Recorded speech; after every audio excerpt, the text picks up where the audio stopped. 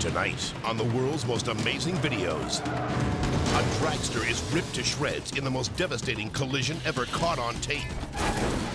Plus, a fighter pilot crashes not once, but twice, and survives. And a TV reporter gets blindsided by a runaway race car. Then, a magic trick goes bad, trapping two terrified assistants in a fireball of flames. And a killer storm blasts through the roof of a frightened family's home. How can they possibly survive? These are the incredible true life stories of people who face their most desperate hour and live to tell about it. Everything you are about to see is real. Real people. Real danger. Real excitement. Get ready to experience the thrill of a lifetime. You are about to witness the world's most amazing videos.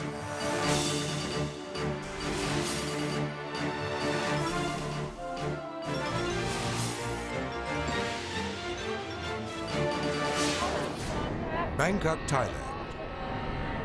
An elephant has been stuck in this 7-foot-deep mud pit for 5 hours.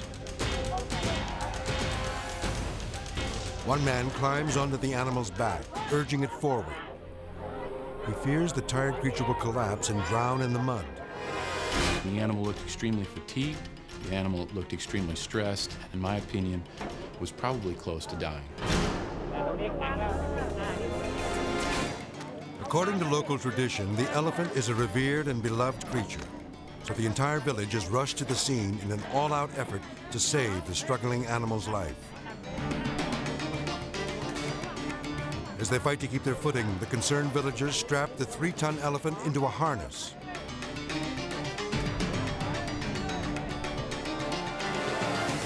The rescuers signal the crane operator to start lifting the animal out of the pit.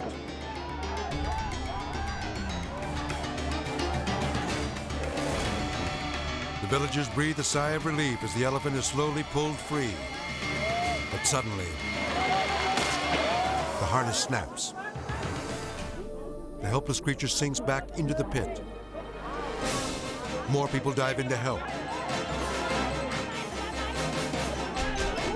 But again, the straps give way. That was very dangerous. It's a very large animal, an animal that was capable of slipping and could have easily crushed anybody. Ignoring their own safety, the villagers make one more attempt to save the elephant's life.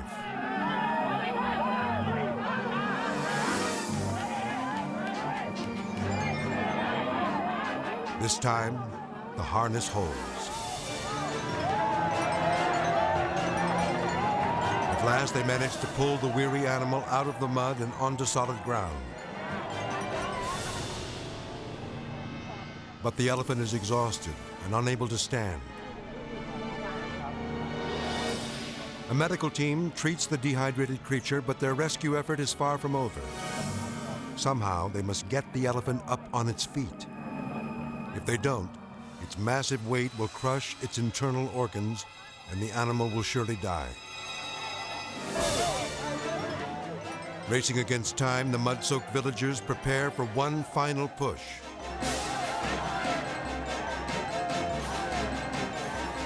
Miraculously, they force the animal to its feet and save its life.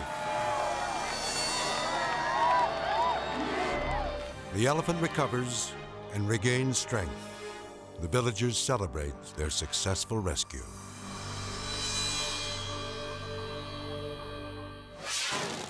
Memphis, Tennessee. It's Friday the 13th. But that's not about to stop drag racer Jerry Caminito from competing in the Mid-South Nationals. Thousands of fans packed the bleachers to watch him try for a new track record.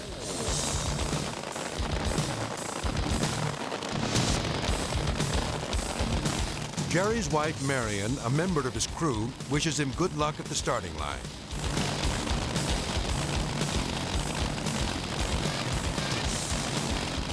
He's off, rocketing from 0 to 280 miles an hour in just 7 seconds. But suddenly, There's a terrifying crash. Watch again. The dragster blows a tire, then slams into the guardrail with ferocious speed.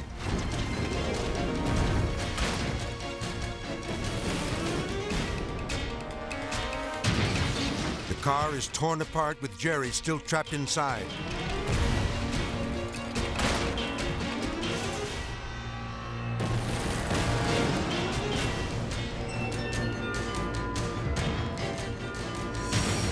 Rescue teams rush to the scene and find him buried beneath the mangled wreckage. Marion tries desperately to reach her husband as crew members hold her back. A medevac helicopter airlifts Jerry to the nearest hospital. He suffers broken ribs, collapsed lungs, and a fractured leg.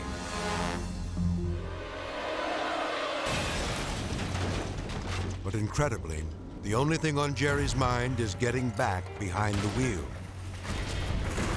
As long as I'm able to stand up, hold my own, and do everything myself while sitting in the car, I'll be able to drive the car, no problem. Just a few months later, Jerry is back on track. He and Marion return to racing for the first time since his near-fatal disaster.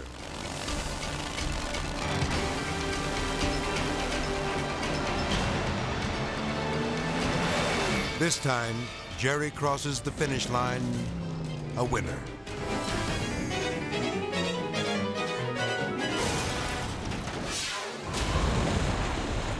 San Diego, California. A storm strikes as the America's Cup finals are underway. Captain John Bertrand and his crew of the boat One Australia are in desperate trouble. We were sailing at very, very extreme conditions for the boats. 50 or 60 tons of compression through this structure, and these boats pitching very, very violently into these head-coming seas. Suddenly, Bertrand hears an enormous blast coming from below his yacht. We had this incredible explosion, but we didn't understand what it was. And the reality is that the boat had actually snapped in half underneath the waterline, and the boat just tore itself apart. The crew has only seconds until the yacht sinks, but they're not wearing life jackets, and they're in serious danger of drowning. I gave the order to abandon ship. Now we're moving into a dangerous situation where we could lose crew if we didn't get these people off quickly enough. The panicked men jump overboard into the churning sea and start swimming as fast as they can. They are afraid of becoming tangled in the rigging lines and being dragged down with the ship. It was very, very important for people to get away from the boat. Rescuers arrive to pull the exhausted men out of the frigid waters. But some crew members are still stranded on the yacht's bow. One of them, Mark Richards, is trying to convince his friend, Don McCracken, to jump. But Don can't swim. All of a sudden you could feel it going, and Don McCracken, he kept saying, "Oh, we'll be right, we'll be right." And I said, "No, come on, let's go, let's go." And with the last two left on board, and finally the boat started to surge quite quickly down, and I just grabbed Don and we jumped in the water and started swimming for our life. Determined not to let Don drown, Mark helps him keep his head above water. One by one, the remaining crew members are rescued as the mast and mainsail sink beneath the surface.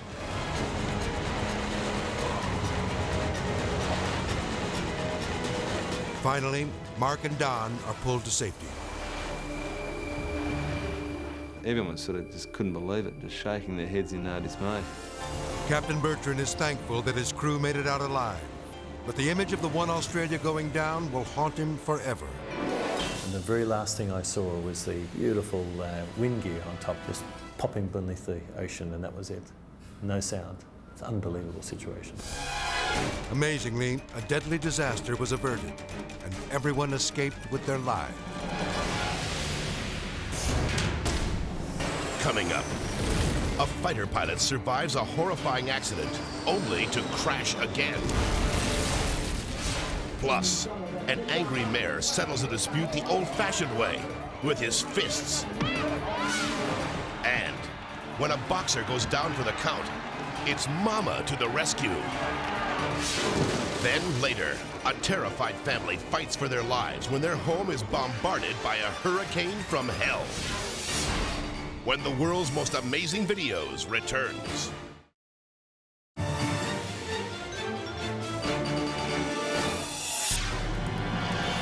Test pilots have one of the most dangerous jobs in the world.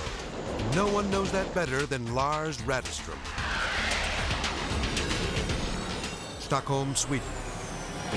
While landing an experimental jet plane, Lars loses control, careening across the tarmac and tumbling to a fiery stop. Incredibly, he survives the terrifying crash. Knowing that the odds of this happening again are 1,000,000 to 1, Lars returns to the skies in an air show over Stockholm. But suddenly, the odds turn against him. His jet makes a sharp turn and stalls.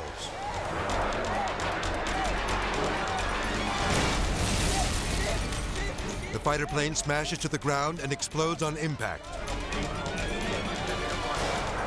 Remarkably, Lars ejects, just as the jet begins to plummet from the sky, enabling him to survive yet another near-fatal disaster. Not only is Lars lucky, but so are the hundreds of onlookers who are watching from a nearby bridge. Instead of slamming into the crowd, the plane crashes in an empty park a few hundred feet away. Miraculously, no one is seriously injured. As for Lars, he decides not to tempt fate again. He is now retired.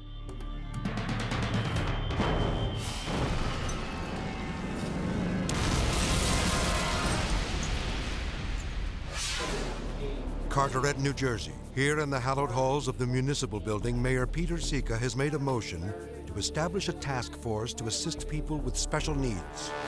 It's a committee, doesn't cost the city a penny, to help people with disabilities. Everyone is pleased until the mayor announces his surprise choice to head the committee. Barbara Sika. His wife. I'm a blue-collar guy.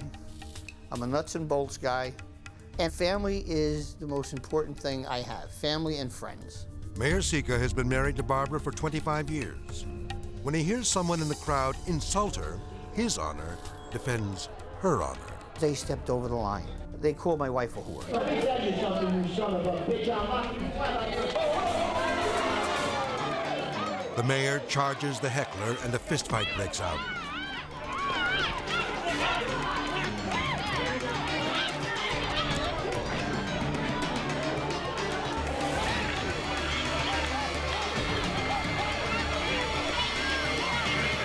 My first shot, I hit him right in the face. She felt honored that I defended her. I firmly believe a man is supposed to defend a woman. Luckily, the brawl ends before anyone is seriously injured. I wanted to knock his head off. I wanted to hurt him. The mayor is fined for fighting in a public place, but he doesn't mind because he was upholding the honor of the woman he loves. The only thing I feel sorry about is that someone else could have gotten hurt. Probably what I should have did is went outside with him, beat the hell out of him, and then come back in. Sherwood, Arkansas. Officer Reggie Koch pulls over a truck for speeding. He immediately notices that the two men inside the vehicle are acting suspiciously. Even though the back window of this pickup was tinted, I could see that the driver and the passenger actually changed seats. So I knew right away this was not a normal traffic stop. These people are going to try to deceive me. Mind if I see your driver's license since you was driving? I don't have a driver's license, sir. You don't have a driver's license? No, sir. Suspended. Okay. He's driving, though. No, you were driving. I saw you driving. I saw your little swap.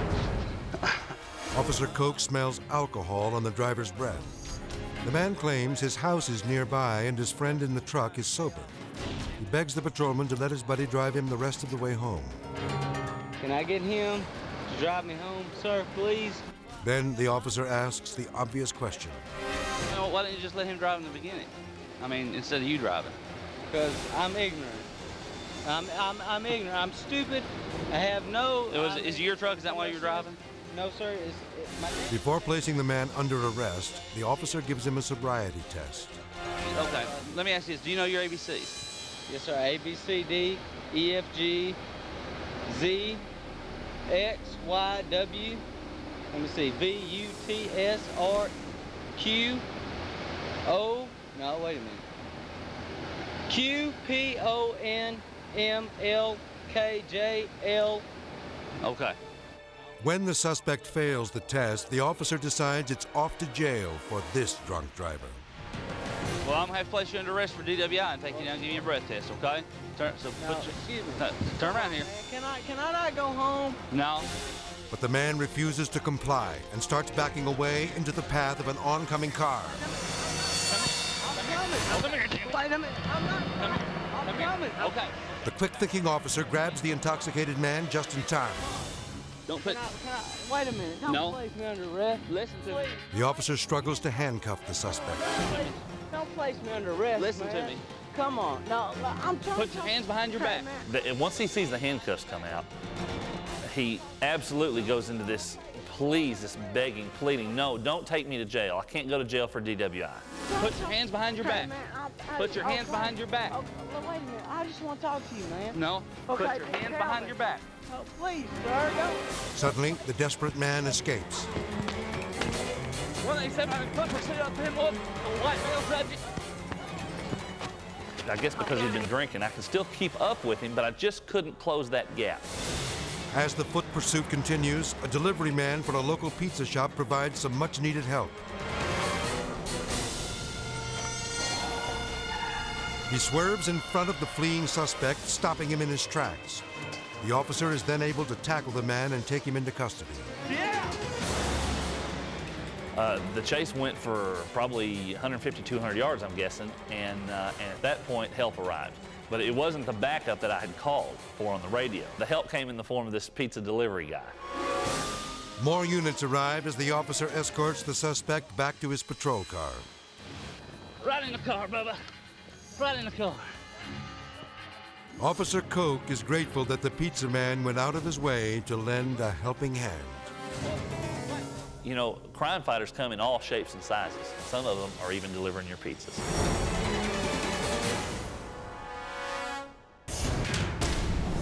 Next up, firefighters face the fight of their lives when a burning building collapses on top of them. Plus, a hurricane from hell blasts through the roof of a frightened family's home. And a hunter is suddenly attacked by a wild boar. When the world's most amazing videos returns.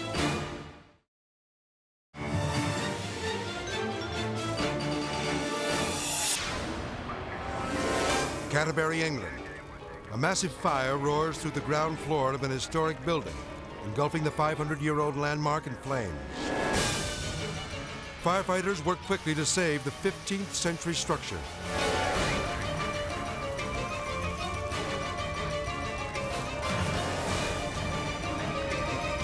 The intensity of the blaze is overwhelming. One man is nearly knocked off his ladder when red-hot embers rain down on top of him.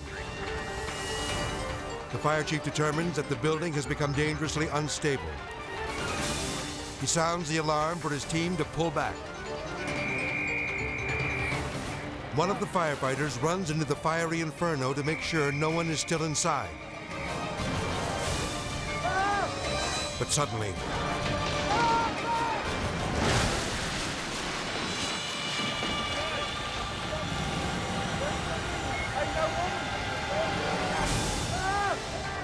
the front wall of the building collapses into the street below, nearly crushing the firefighters. For a few horrifying moments, no one is certain if all the men got out of the building in time. The chief organizes a roll call to account for his crew.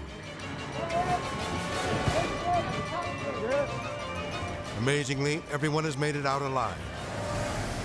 By dawn, the fire is finally under control. Although the landmark is destroyed, the fire doesn't spread to nearby buildings, thanks to the brave firefighters who risked their lives.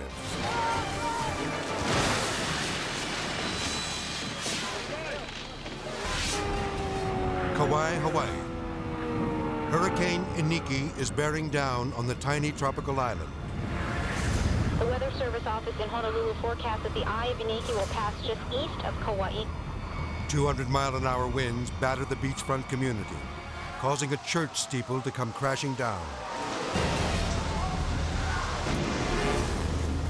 The roof of this house tears apart and is blown into neighboring homes.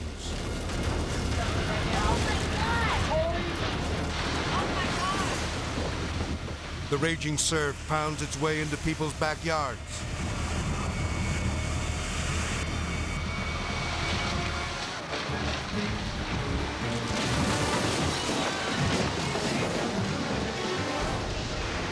Tony Wickman and his family are trapped inside their home. His 3 small children are terrified. Not done. Suddenly, the storm escalates into a Class 5 hurricane, the most devastating of all. Tony is afraid that he and his family may not survive. We had no idea it was a Class 5 hurricane till last minute. It just intensified a few hours before it hit land.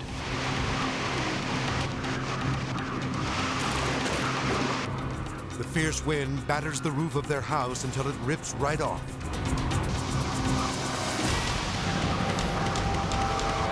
Now, Tony's home, which has been in the family for 3 generations, is in danger of being destroyed. That house was precious to us.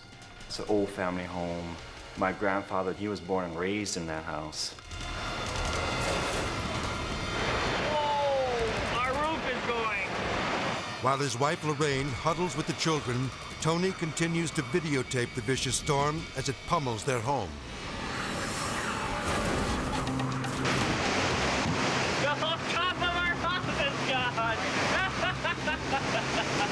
My husband was out there laughing hysterically, like he was almost going crazy that we were losing the house. But there's a reason why Tony is laughing. The whole sheets are gone already. Well, the laughter to me was a way to cover up the fear for my kids. I didn't want them to feel frightened. Tony fears that his family will be crushed to death in their own home. Honey, this whole house is gonna go down. Look at the roof already. Just grab things we want right now. I'm gonna grab the TV over there.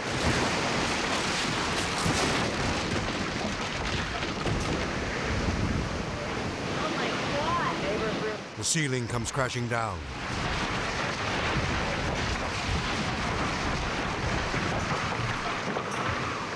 Now, Tony and his family are in real danger. I ran back down the hallway away from that area because once that ceiling caved in, that wall could have caved in on him or me, leaving the kids in the other side of the house alone.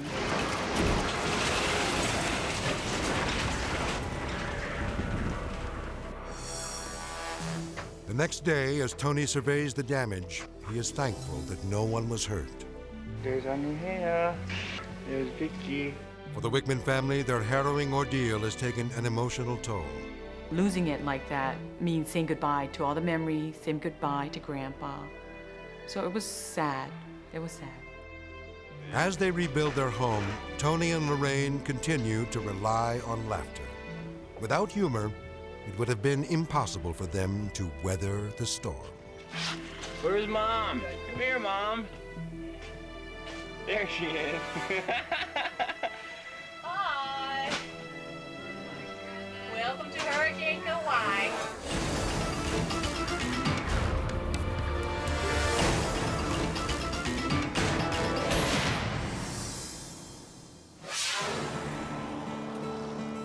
Soperton, Georgia. Wayne Cowley and his son Carrie are professional wild boar hunters. Today they plan to catch one using only their trusty dogs and some rope. Wayne knows from experience that each time he comes face to face with a boar, he is putting his life on the line. You have to respect this animal. He can kill you. If he wants to get you down, he'd run you. He'd cut your legs off. He could cut your stomach out or whatever. Let's go. Wayne and Carrie track their prey along the banks of the Oconee River. It doesn't take long before their dogs surround a small but dangerous boar. Carrie approaches the wild animal with extreme caution. I've been hunting hogs all my life, and every now and then you run up on one hog that is the one hog in 1,000 that is a lot worse than the other hog. As Wayne holds the boar by the tail, Carrie struggles to wrestle it to the ground and bind its feet. He is wary of the animal's tusks, which are about 2 inches long and deceptively sharp. Wayne kneels on the hog's neck to keep its teeth as far away from him as possible. But when he lifts his knee, the animal launches a savage attack.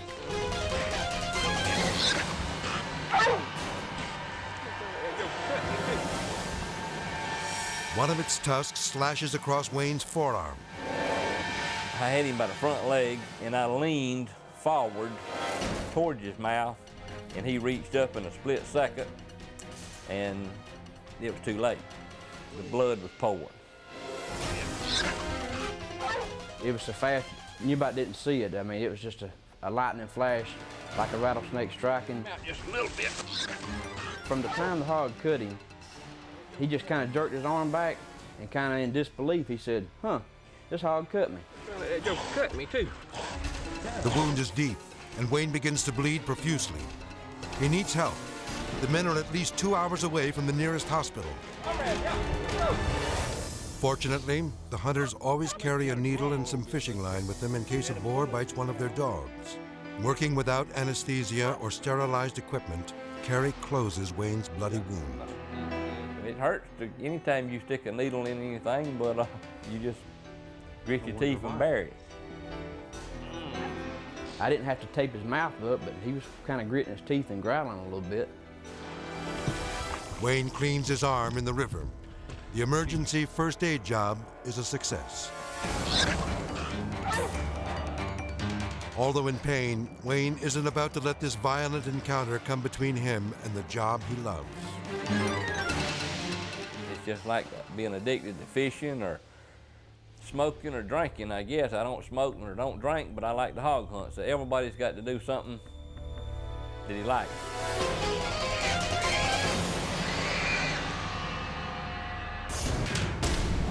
Up next, a race car careens out of control, hurling its driver 50 feet through the air. Plus, when a battered boxer is on the ropes, his mother comes out swinging. Then, later, a terrified girl is held hostage by a crazed gunman until a news cameraman comes to her rescue. When the world's most amazing videos returns.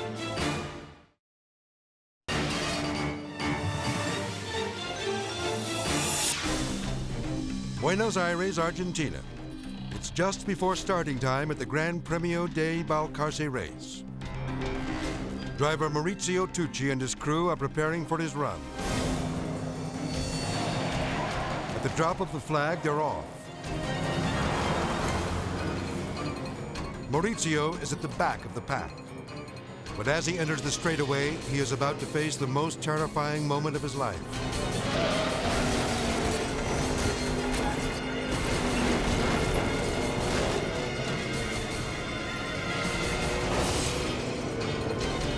Maurizio's car slams into the concrete barrier, catapulting him out of the window and hurling him through the air.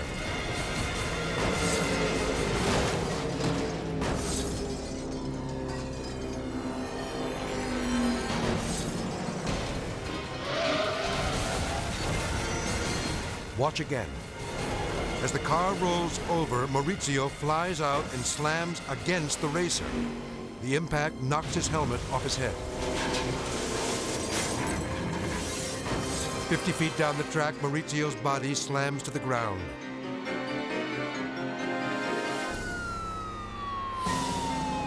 Rescuers rush to the scene, expecting the worst. Among them is a friend who is filled with remorse. Earlier that morning, he gave Maurizio his last rites as a sick joke.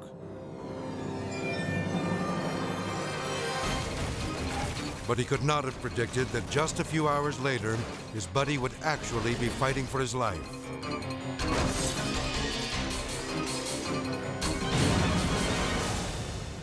Maurizio is seriously injured with 14 broken bones. But by some miracle, he survives.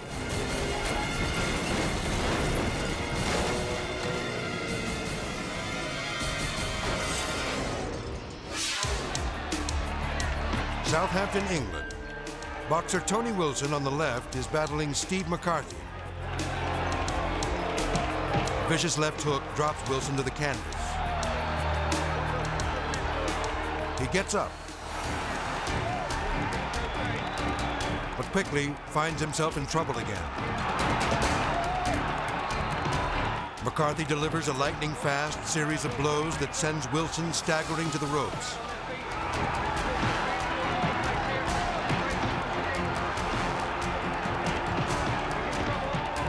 The battered boxer needs a miracle to save him. Here she comes.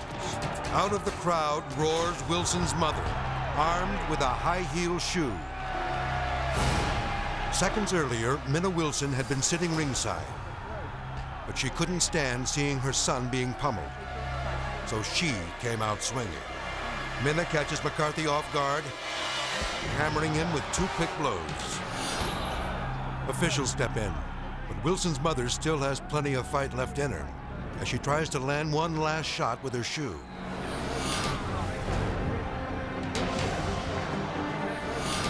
McCarthy celebrates, thinking that Wilson has been disqualified for his mother's interference.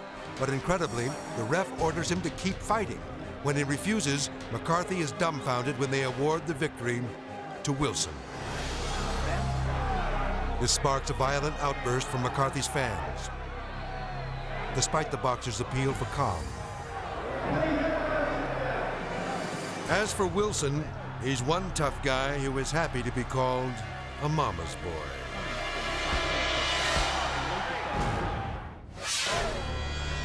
Sao Paulo, Brazil. Marcelo Bastos takes 14-year-old Luciana Olveira hostage after a failed robbery attempt.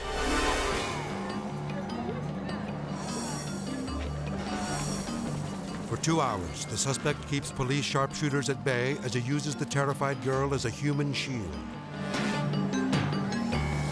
To the kidnapper's surprise, a news cameraman steps forward to document the crisis. The kidnapper orders the cameraman to move closer so he can make his demands directly to the Brazilian president. The cameraman leans in for a close-up when suddenly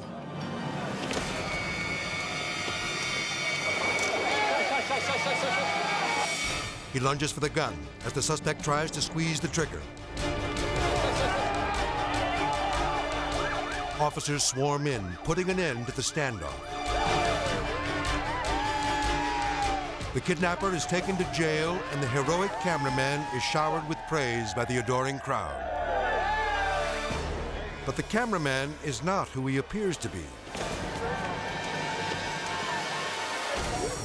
He is Claudio Falco, a tough police sergeant and Army veteran who has trained for emergency situations just like this one. Posing as a news cameraman, Claudio leaps into action. I saw through the camera that it was possible to take the gun away from the guy.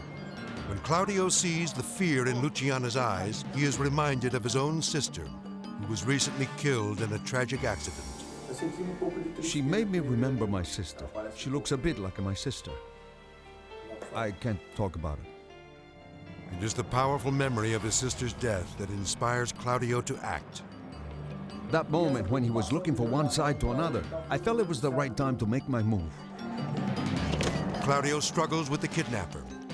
Luciana is paralyzed with fear as the gun barrel is pressed against her cheek.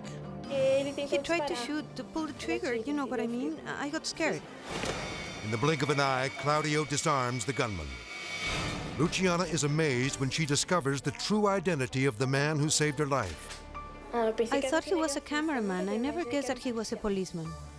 A short time later, Luciana is reunited with her rescuer.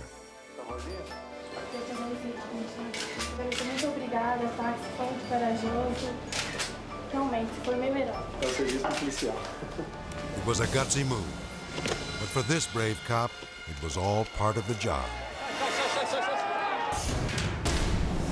Coming up, a TV reporter gets ambushed by a runaway stunt car. Plus, a clerk who's robbed at gunpoint decides to take the law into his own hands.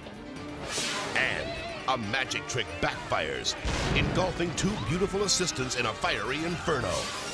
When the world's most amazing videos returns.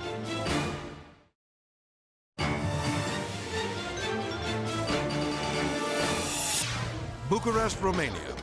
Reporter Adrian Fulia is on hand to cover a spectacular stunt show in the town square. The cheering crowd watches in amazement as cars and motorcycles burst through walls of fire, and daredevils fly through flaming hoops. Adrian explains that for the next stunt, the driver behind him will speed through a stack of blazing boxes, but he's not prepared for what's about to happen next.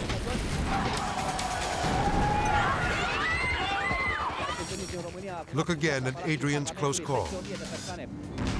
The car barrels through the fire, but when it misses the ramp, several boxes get caught under its chassis. The driver loses control and blindsides the reporter, slamming him into the ground.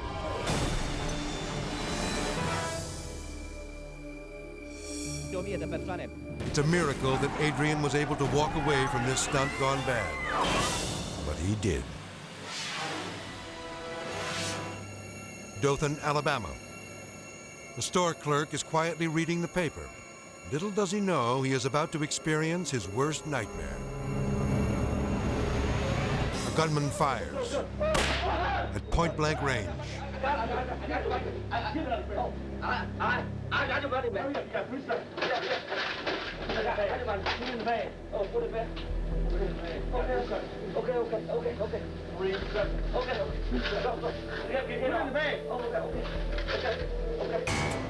Although frightened, the clerk isn't totally helpless. He has a gun of his own, concealed in his back pocket. He tries to reach for it, but he can't get it out.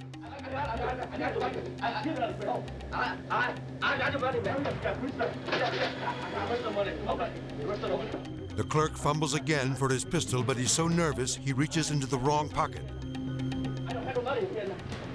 Finally, he musters the courage to grab for his weapon one more time. When the robber sees the clerk's gun, he opens fire. He misses. And the clerk fires back. He keeps shooting, chasing the gunman out into the street.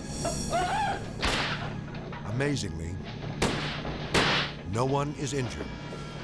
Thanks to this video, the gunman is later captured and sent to jail.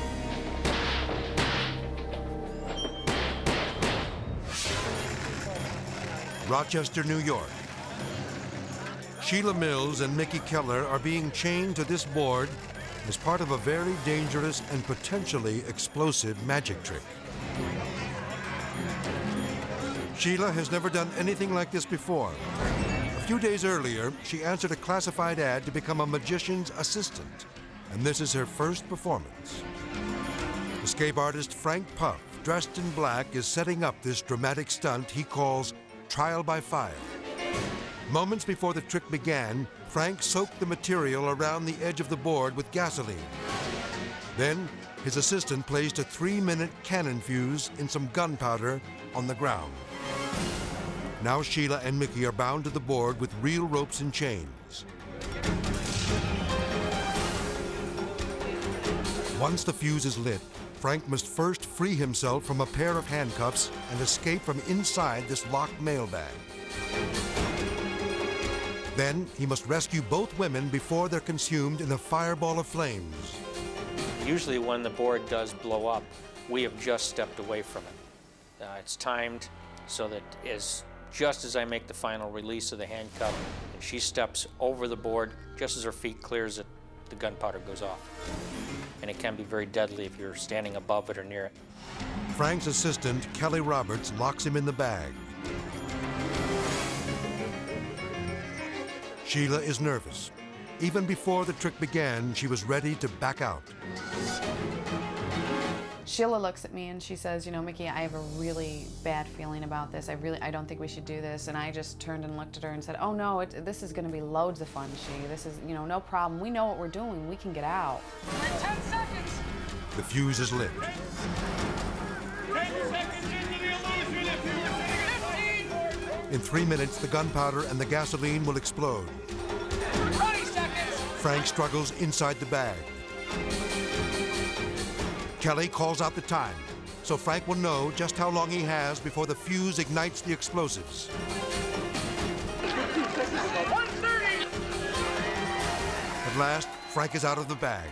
Now he has just 90 seconds to untie the women. 225. Come on. Mickey is almost free, but as Frank returns to help Sheila, he is shocked by what he sees. The fuse is burning way too fast, and the gunpowder is about to explode. Kelly tries to pull out the fuse, but he's too late. The blast knocks Kelly right off his feet. That felt like hell broke loose when the explosion went off. Extreme heat, noise, set me back a good 10 feet. And for a second I was disoriented, had no idea where I was. As I was taking my foot out of my last rope, bam, the next thing I knew, I was on the ground. I was on the ground, rolling over, looking for Sheila, Frank, and Kelly, and not seeing them, and then it hit me, oh my God, Sheila's still on the board. Sheila is trapped, and the flames are threatening to engulf her. Frantically, she pulls at her restraints, but she can't get free. Finally, a firefighter arrives with an extinguisher and douses the flames. But it was like, I'm gonna be burned alive. But it was like I had no control over it. Incredibly, Sheila suffers only minor burns. But Frank knows that this accident could have been much worse. Nobody wants to try this at home. We got lucky, they might not.